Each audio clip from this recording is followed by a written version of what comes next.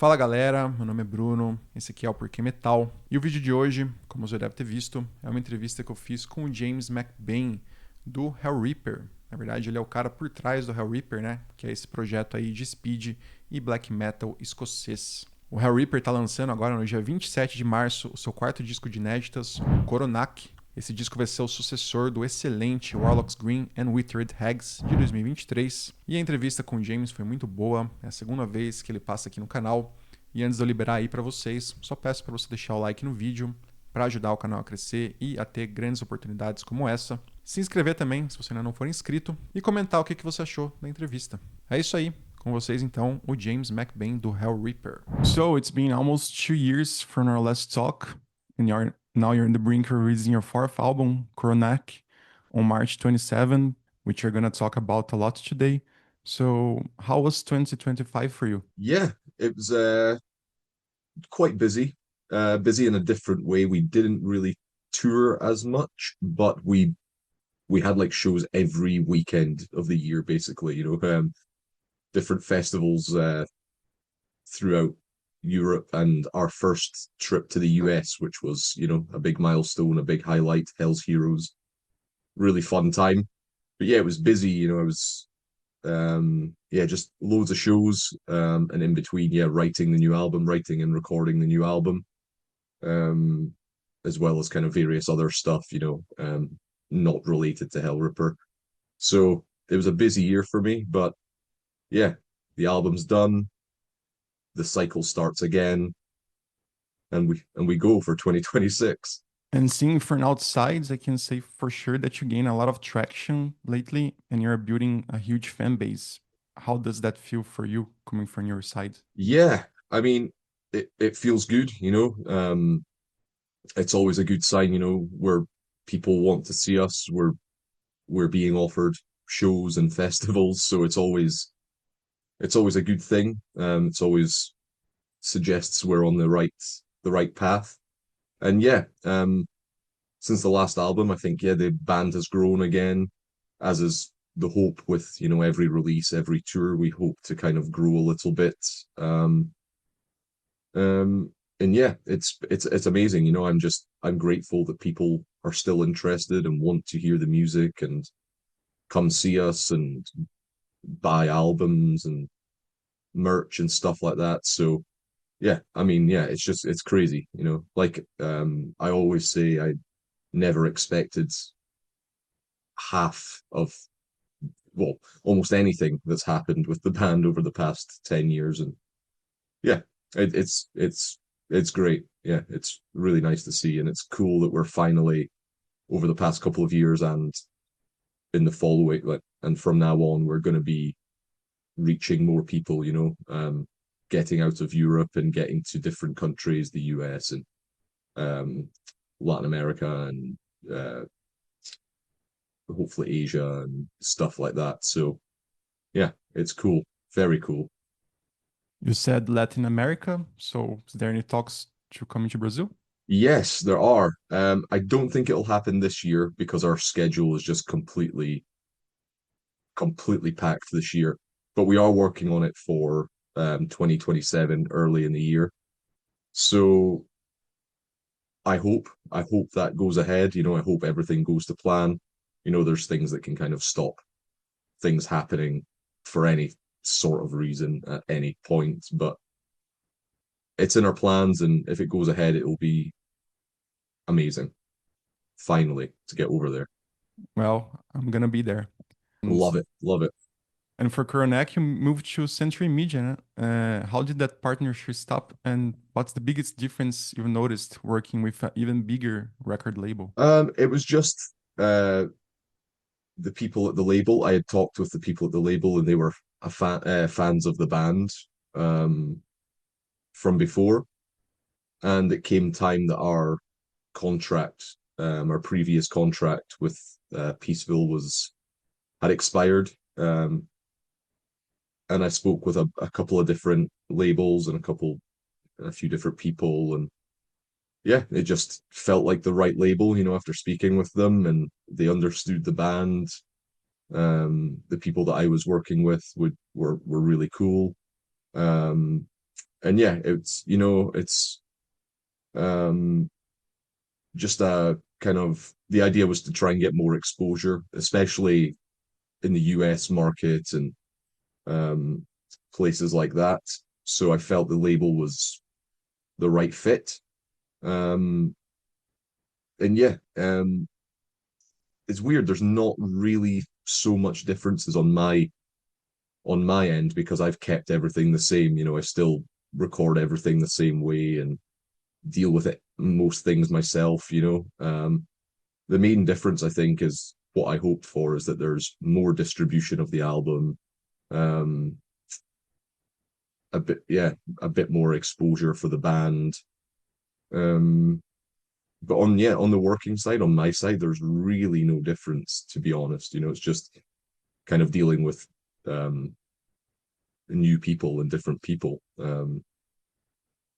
It might seem like a huge, to people on the outside, it might seem like a huge thing because central media is, quite, I guess, maybe one of the major labels. I don't know if that's the correct term, but it feels very similar to how I've been working the previous while. So yeah, all is good, and it's been working so far.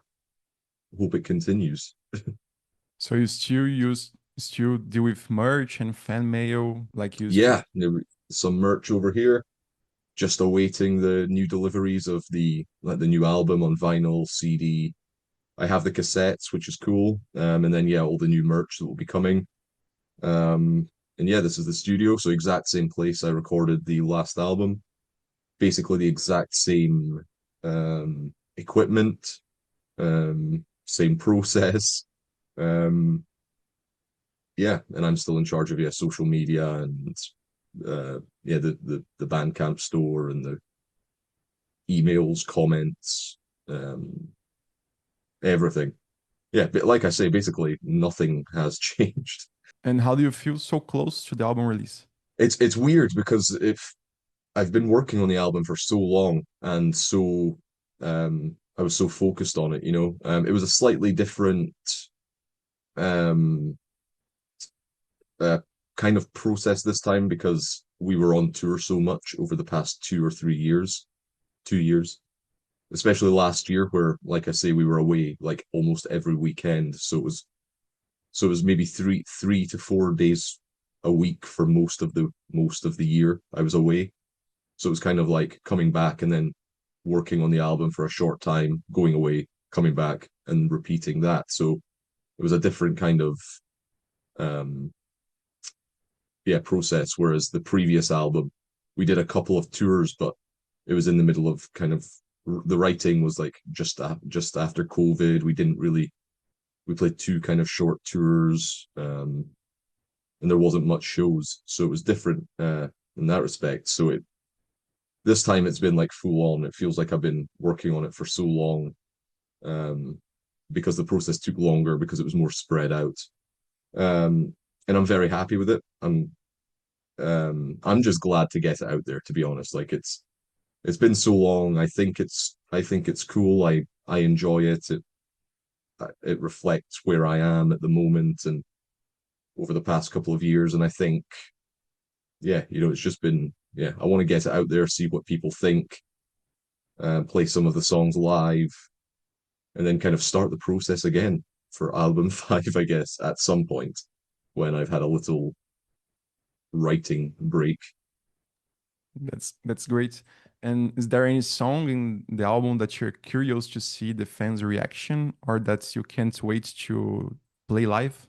Yeah, so there's a couple. I mean, the last single we released, Hunderpressed, was kind of um it's the opening track, and I think it kind of is the best representation of the album. It kind of has all the elements of what I was trying to do with Hellripper. It still has the Hellripper sound, but there's a few new things in there. So there's a little couple sections of blast beats. There's loads of guitar solos. There's some spoken word vocals. There's some um yes, fast D beats. There's some new instruments. There's like a piano and synth part there, like to add atmosphere. So that was interesting. I thought, see what people think of that one. It's the kind of overall representation. But there are a few songs. There's the title track, which is more of an epic kind of thing. It was influenced by kind of Viking era Bathory and some in some places like epic doom stuff and like Atlantean codex and stuff like that, as well as like 80s thrash. Where it'd be half slow, half fast. You kind of in my darkest hour, sanitarium kind of vibes, and there's a lot of different stuff going on in there. It's half guitar solo. There's kind of, I don't want to say clean vocals, but it's kind of um, not not screamed vocals. So that'll be interesting. That's the next single that'll be out in a week or two. And yeah, there's one, The Art of Resurrection, which was one of the first ones written for the album, and kind of um, decided the kind of process that I took and kind of mindset I had for writing the album. So that one was kind of it had some riffs that I'd been working on like maybe uh yeah 10, 15 years ago. I don't know when. But it was in more it was kind of post-punk kind of vibes. Um for another project of mine that's kind of post-punk gothic. And I decided to turn it into a Hellripper song, put the speed metal elements in there, try and combine it with some of the post-punk kind of um, vibe I was going for. Um, there's a piano intro. There's again like synth. Um, it's quite progressive structure-wise. It's a lot of parts, but also at the same time, it's quite catchy and not, I wouldn't say pop, but it's got that kind of vibe. Yeah, it's weird. Yeah, like I say, it's a couple of different things, and it'll be fun to see how people react. Those two are a couple of my favorites on the album, so people might feel the same. People might not like the experimentation. They might hate it. You never know. That's the fun part and also the scary part. About releasing new stuff. I think it's cool. People might agree and it does well. People might hate it. You never know. Um, I can just hope for for for a positive reaction. It'll be fun to see. I actually tried to get a link for the album, but still embargoed. So I can only say about the singles. But I loved 100 Past, it's a banger. I loved those synth Thank you. elements you mentioned, and also the last guitar solo, which slows down a bit, but is also great. And 100 Past has a very dark story, legend behind it, right? Can you tell me about it? Yeah, and thank you very much. I'm glad you like that song. Yeah, it's funny because at one point, just to go on a different tangent, at one point during the kind of writing of the album, just whatever mindset I was in, I wasn't really uh there wasn't a lot of guitar solos in the album, and I thought, wow, it's kind of different. Hellripper's like a guitar solo band, and there's not much lead guitar at the moment. And then by the end, after writing a bit more, there's more guitar solos than ever. Hunter Pressed has like five or something like that, five or six, and the title track has like, yeah, it's a 4 minute guitar solo, really. So yeah, that's why I like to take a period of time, like a longer period of time while writing, because I go through different mindsets. I go through more of a punk phase where there's no guitar solos for a period, and then yeah, I go into like listening to Maiden or even stuff like Leonard Skinner or yeah, like kind of southern rock type stuff where there's loads of guitar and classic like Led Zeppelin and stuff like that, just putting loads of guitar everywhere. So yeah. Anyway, the story of Underpressed, it's kind of again fitting of Hellripper. It's Hundercrest is the vampire of Melrose Abbey, a place in Scotland. Um, Hundercrest means dog priest, roughly, and he got this name because uh, when he was alive, he had a habit of hunting on horseback with a pack of hounds. He didn't have a in his normal human life, he wasn't a very nice person either. But after he died, he was buried in the graveyard of Melrose Abbey, and because his spirit couldn't find peace, he would rise from his grave at night, and he would harass the villagers and former mistress, and just satisfy his bloodthirst during the night. Eventually, he was exhumed in broad daylight by a group of the monks from the abbey, and he was burned. His body was burned, and his ashes were thrown into the wind to make sure he would not torment the town further. Kind of perfectly fitting for Hellripper music, I think. Suitably evil, Scottish theme, kind of horror elements. Perfect. That's so cool, so dark. And once again, you're diving deep into Scottish culture, and that must be a process itself. How do you feel personally digging and learning more from where you're from? So I do have an interest in a lot of these stories. Usually it's the kind of darker side horror um, um, themed kind of folklore or history where there's like, the devil involved, or like legends where the devil's involved, or horror stories and stuff. But yeah, it's usually it's fun, when I look into it. It's usually music is my main focus always, and so I've got more focus on music, and I listen to a lot of different music, and I'm always kind of absorbing that. And then when it comes time to write lyrics, that's when I kind of go on a little research mission. Um, and to be fair, with the previous album, there's just so much themes as well that I never explored. Like a lot of these songs on this album, such as Hundercrest, I believe I kind of discovered while writing the last album, and there was so much things left over from the last album that I hadn't written about that I wanted to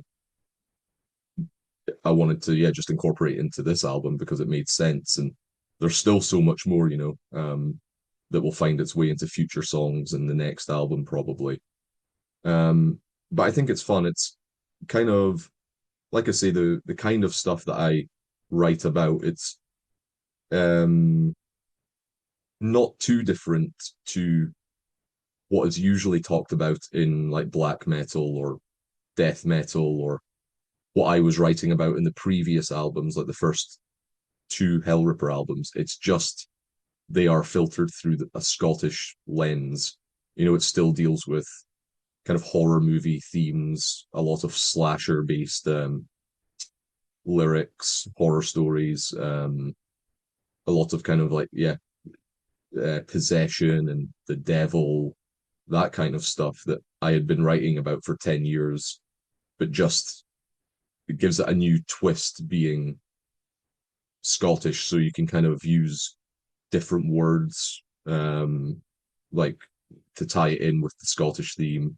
It gives me the opportunity to use different instruments, like the bagpipes, for example. Um, it it keeps me inspired, I would say, because again, you're kind of learning as you go, and you are able to write different things.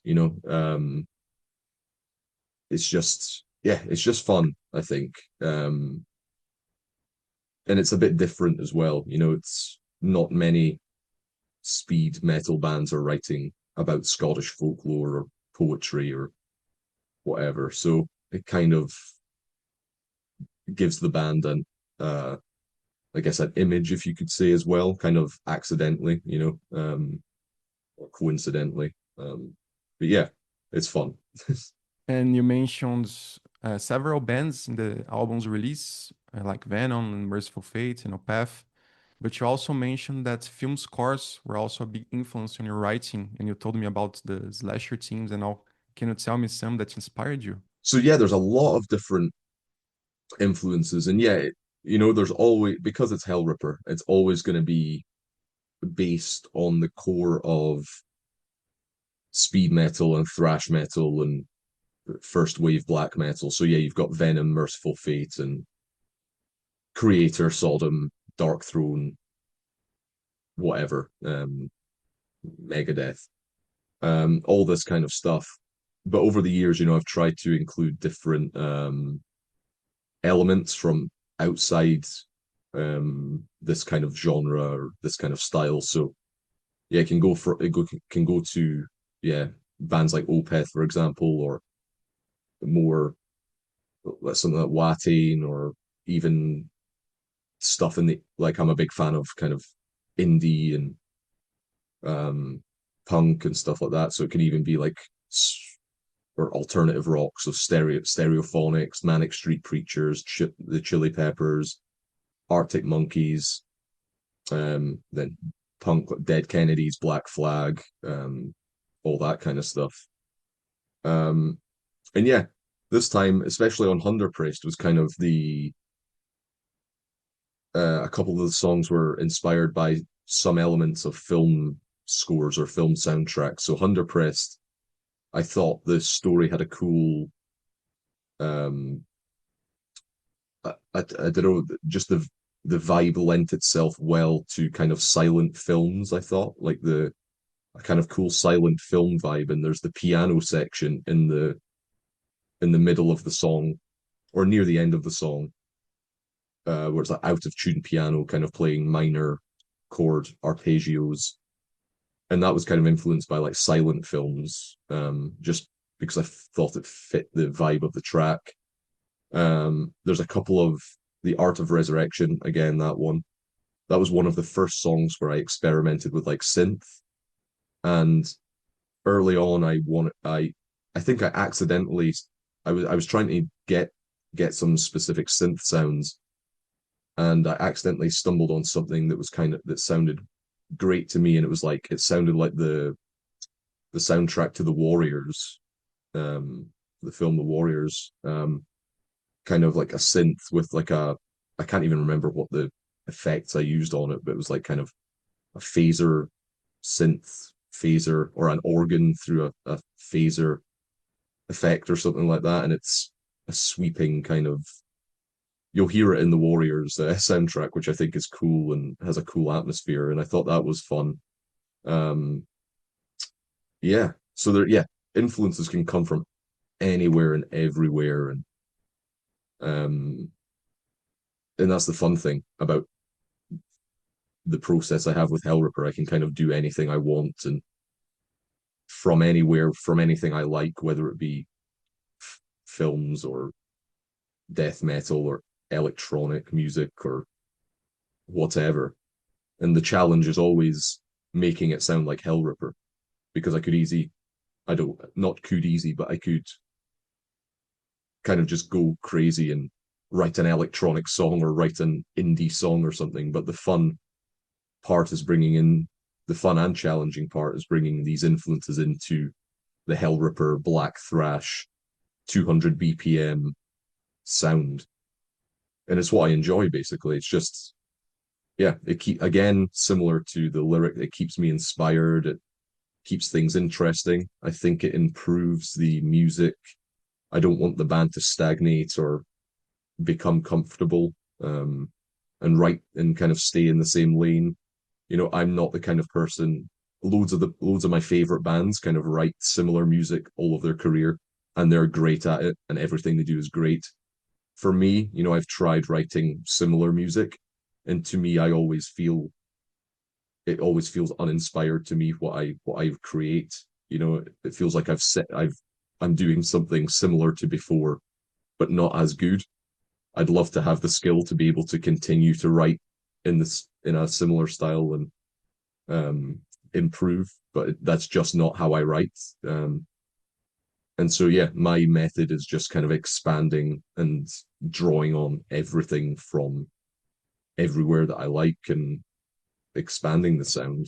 Um, yeah, there's a long answer for you. So the first thing I saw this morning was that you're going on tour with Testaments. So congratulations. Thank Did you, you. Yeah, have you had a chance to hear the new album? I have. I enjoyed the new album. It was one of my favorites from last year. And yeah, we're doing. I think it's only 3 shows with Testament. They're doing a festival tour, and they've got like loads of dates, and they're like a kind of a number of mini tours, and they're doing some shows with us. They're doing some shows with Metal Church, Death Angel, Armored Saint, and then yeah, festivals in between and stuff. And yeah, it was an honor to be asked to do 3 dates with them because yeah, Testament are a band I grew up loving and I still love, and I've seen them live a bunch of times, and I absolutely love it every time. And so yeah, it's crazy. It's absolutely crazy to think that we're a part of it. And yeah, that'll be a part of our kind of album promo tour as well. We're like I say, we're going everywhere over the next 2 years, I would say. We're planning to kind of go big, just kind of go everywhere, reach as many people as possible, visit new places. Um, yeah. And last time we spoke, we talked about some Brazilian bands that you like Whip Striker and Violator, both who released great new albums in 2025. Have you got the chance to hear them? Yes, I heard both of them. Yeah, the Violator album especially was nuts. It was just I'd spoke with the guys from Violator, so I kind of knew they kind of told me in the kind of direction they were heading. This was a couple of years ago, so during the writing process. So I think they released a single or two in the previous couple of years that was a bit more old, black thrash, dark thrash inspired rather than the early stuff. And they were like, yeah, we're going in this direction. It's going to be out of control, fast, dark sounding. And yeah, I heard it and I was like, this is surpassed my expectations. It was just killer, just aggressive, great. And yeah, I mean, yeah, Whip Striker as well. I mean, Whip Striker's a big influence on me, and I love their music and yeah, everything. I think I'm a fan of everything, even from the first kind of crust era of Whip Striker before it was fully uh, metal punk, I guess. I love everything that they do, so it's always nice because they had a big break as well. They hadn't released the music for a couple of years, I don't think. Maybe a split release or two, I can't remember. But yeah, it was nice to see them back, and yeah, it's always good. There's some bands, that I know I'm going to like before, like their music. I know I'm going to like before hearing it anyway. Bands like Whip Striker or Midnight and Toxic Holocaust and stuff like that. I know I'm kind of safe in saying that whatever they put out is going to appeal to me. So yeah, I was not disappointed. That's awesome. And to finish off, I have a playlist in the channel. Can you recommend me 3 songs? One from Hellripper, a personal favorites, and one that impacted you recently. So yes, I would say Pressed by Hellripper. I think it's a good representation um, of the new album, and it's one of my favorites. Um, a personal favorite, I would go for um, The Howling by Watain. That's one of my favorite things. Um, and what was the other category? One that's impacted you recently. Impacted me recently. So I think kind of a out there one, well, not out there, but would be No Rest for the Weary by Oathbreaker. It's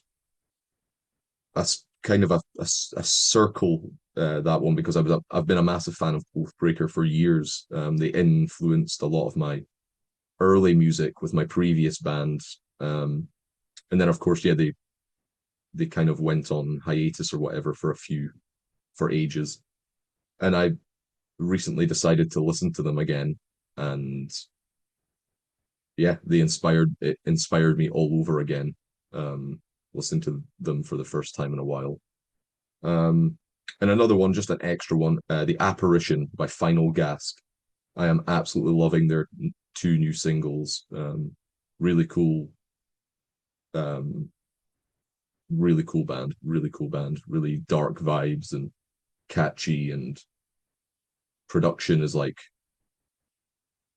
eerie, loads of reverb. Yeah, 4 songs. That's awesome. Thank you so much, James, for your time. I'm looking forward for Coronach. And I'd like to give you the floor to speak to the Brazilian audience watching this interview. Yeah, thank you all for watching, listening to what I have to say, listening to the music, supporting the band all of these years. I appreciate it. Check out the new album, check out the new singles, check out the new music, uh, whatever. Um, and yeah, we're going to be over there soon, I hope. We're working on it. Um, we're not ignoring you. We're working on it, and hopefully it happens sooner rather than later. Um, and when it happens, it's going to be fun. It's going to be crazy. It's it's going to be total fucking mayhem. Absolutely. So cheers, and all hail the goat, of course.